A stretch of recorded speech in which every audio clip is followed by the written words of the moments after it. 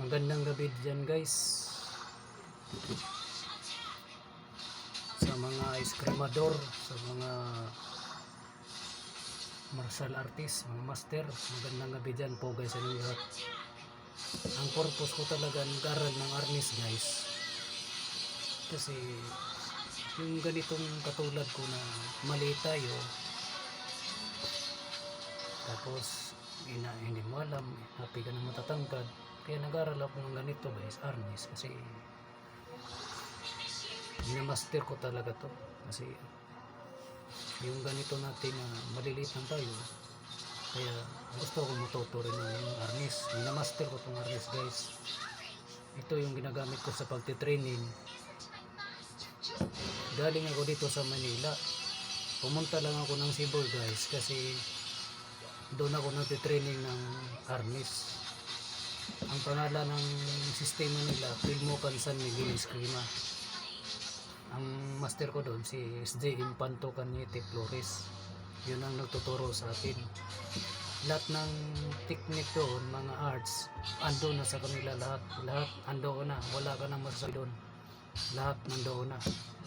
Mga knife fighting, ground fighting, basta lahat marami. Antuhan. Kasama na doon ba? Ananangkil, pati nanangkil.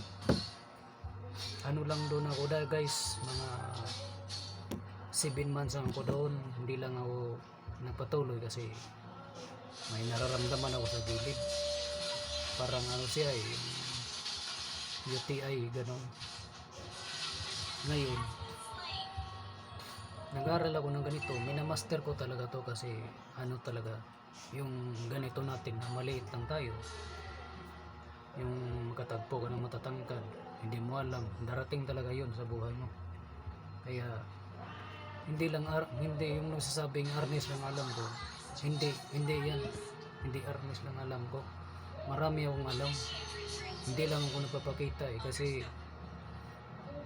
katulad nito, karambit, marunong ako dito, marunong ako mag-ano ng karambit, ma-restricted kasi ako plastic lang to, plastic yan.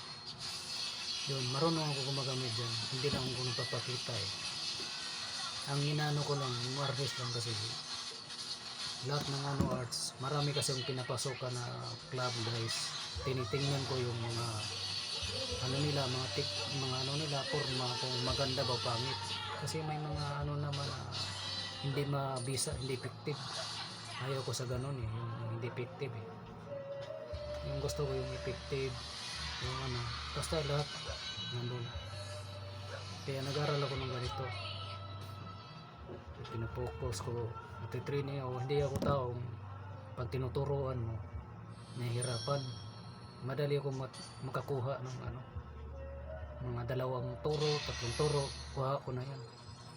Hindi ako pabalik-balik na turo. Yung tinuturuan, hindi ako pabalik-balik.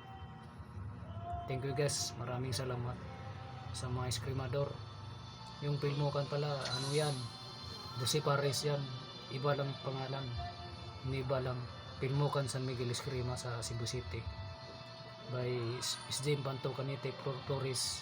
Sa Cebu galing yan, sa Lapu-Lapu meron ding chapter doon kay James Albertson Gubat. Saka sa Bulacan meron din si Big Boy Baha Original, Marvel Reyes. Maraming salamat guys, thank you.